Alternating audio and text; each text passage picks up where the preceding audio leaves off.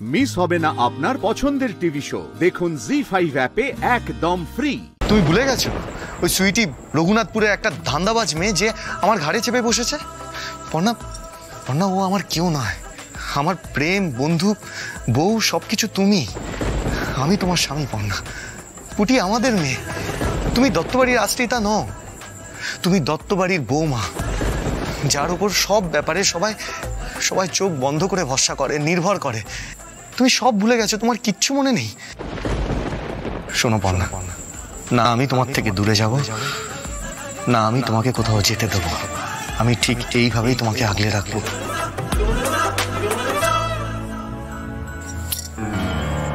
আমি আপনার সাথে একটা সিরিয়াস কথা বলছি, আপনার মনটা কোথায় বলুন তো?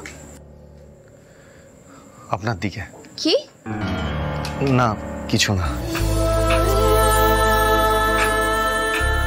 প্রত্যেকবার ভাবি তোমায় এভাবে বুকের কাছে টেনে সবটা বললে তুমি ঠিক বুঝবে, কিন্তু সেটা তো পারি না। ভয় লাগে যে যদি তোমায় বরাবরের মতো হারিয়ে ফেলি।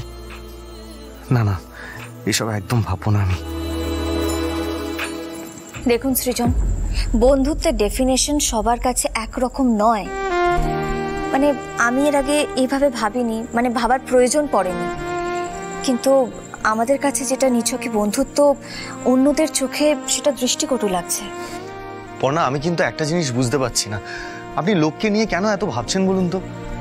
আমাদের বন্ধুত্বটাকে কে কি বললো, আমাদের সম্পর্কটা কার কাছে কি ঠেকলো, সেটা তাদের ব্যাপার। আর লোক তো বলবেই, লোকের কাজই হচ্ছে পেছনে কথা বলা।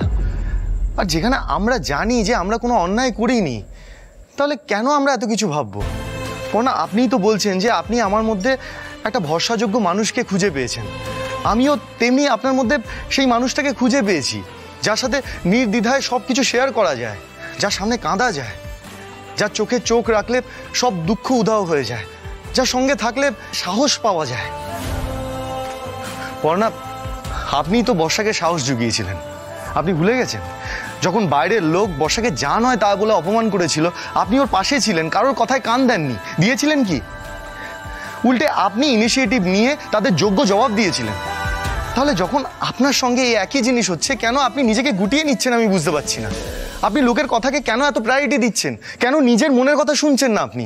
সৃজন, আপনি আমার... দাঁড়ান পর্ণা, দেখুন আমি খুব ভালো করে বুঝতে পারছি, নিশ্চয়ই সুইটিকে নিয়ে কেউ আপনার মাথা চিবিয়েছে। নয়তো সব কিছু জানার পর এতদিন পরে আপনি সুইটিকে নিয়ে এত কনসার্ন হতেন না।